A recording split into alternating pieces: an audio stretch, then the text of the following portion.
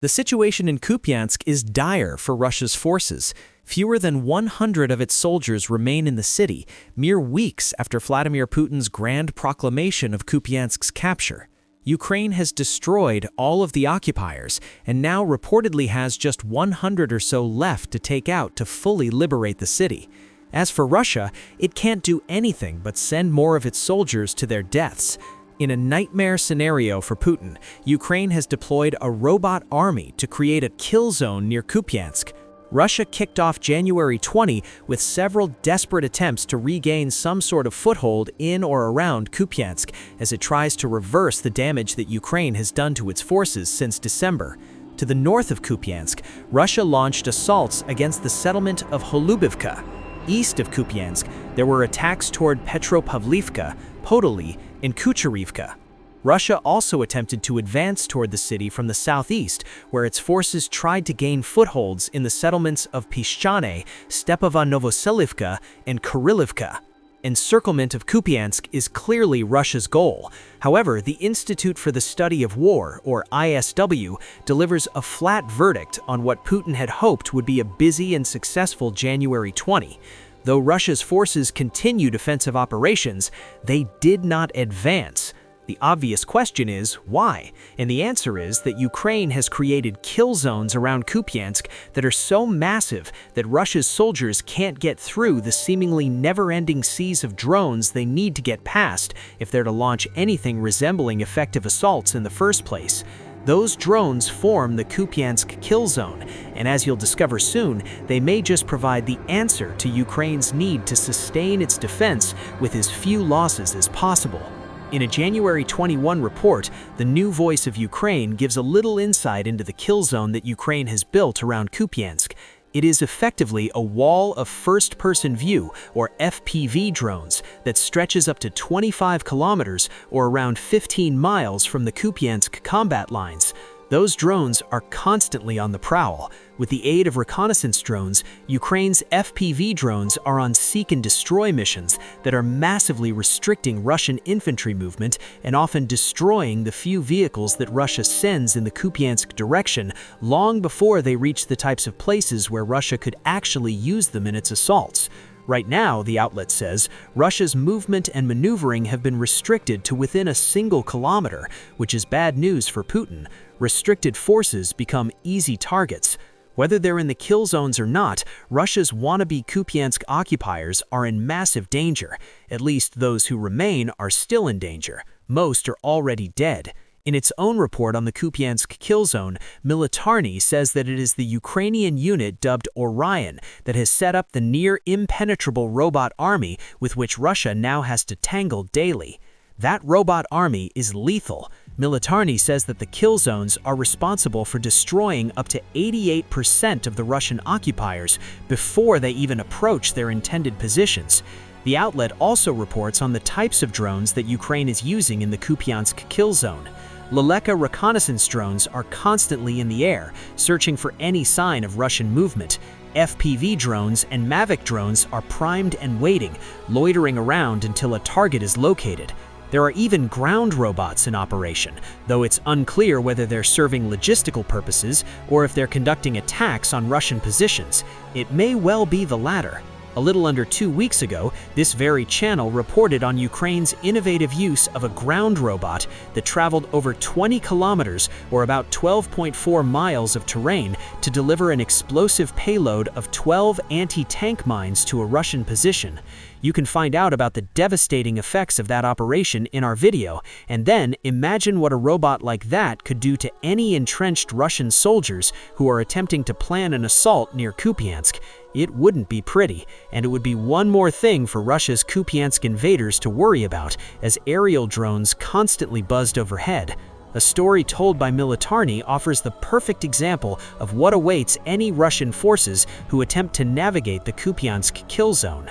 The outlet tells the tale of a captured Russian soldier who goes by the call sign Bagunik.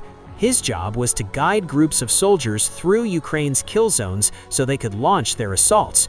You do have to wonder which commander Bagunik angered to earn this suicidal task, and yet Bagunik has survived his trips, all 3 of them.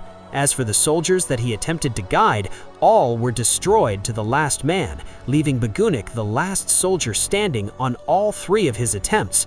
Finally, Bagunik waved the white flag and surrendered to one of Ukraine's drones. And why wouldn't he? As Militarny says, Ukraine's use of such a wide variety of drones near Kupiansk means that every Russian who tries to infiltrate always runs out of time before located. It allows space surveillance without the constant presence of people, Militarny says of the Kupiansk kill zone, before adding, in a typical scenario, up to 5 FPV drones and sometimes even up to 12 operate on one target. One drone would be bad enough. A dozen, all of which fly faster than a soldier can run while carrying explosive payloads, add up to a death sentence. They also add up to a solution to a problem that Ukraine experienced in the Kupiansk sector several months before the kill zone was developed. An officer of the Orion unit named Vladislav Zolotarov explained all to Militarny. We understood that the problem was not the number of people or equipment. We had to take away the enemy's very ability to move and gain a foothold, Zolotarov says. And it really is that simple. An enemy who can't gain a foothold also can't push forward. And if they can't push forward, all they can do is hopelessly wander as Ukraine's drones search. What Ukraine has here is a dedicated drone wall that demolishes Russia's forces. And as we said earlier, these walls may be the answer to Ukraine's challenge of dealing as much damage to Russia as possible while keeping its soldiers out of harm's way. According to ISW's assessment, Ukraine now has an opportunity to deny Russian advances and even enable counterattacks of its own by replicating the robot army strategy it has used in Kupiansk across the entire front line. This would be a game changer, though it would also mean that Ukraine needs enough drones, along with operators to pilot them, to work across a front line that now stretches about 1,250 kilometers, or roughly 800 miles. That's a lot of drones, but Ukraine may just have enough to make it happen, especially if it focuses mostly on the sectors where Russia's attacks are at the most intense. The ISW adds that replication could be complemented by an increase in kill zone depth.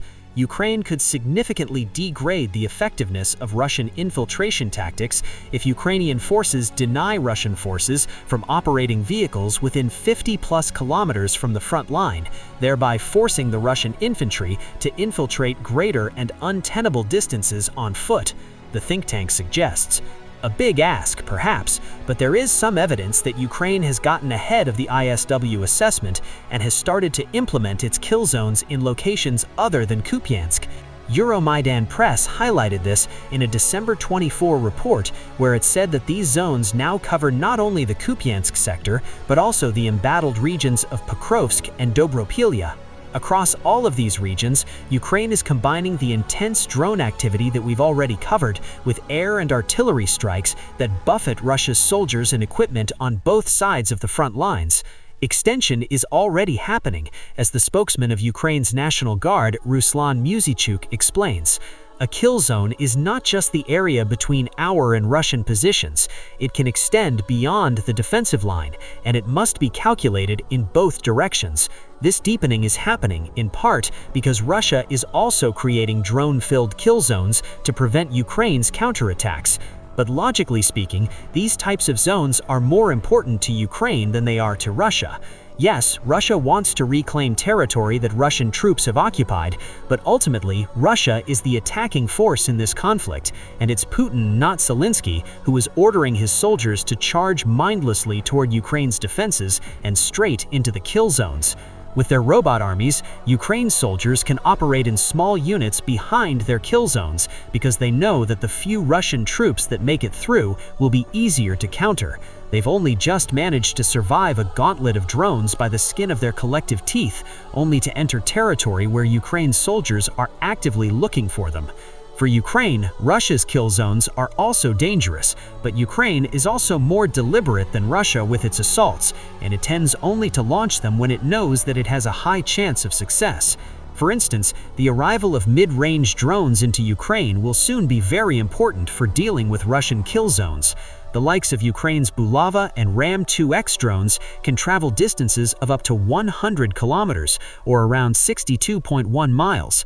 If a Russian drone operator's headquarters is identified, those types of drones can shut down these types of combat zones, clearing the way for Ukraine's troops to launch their counterattacks.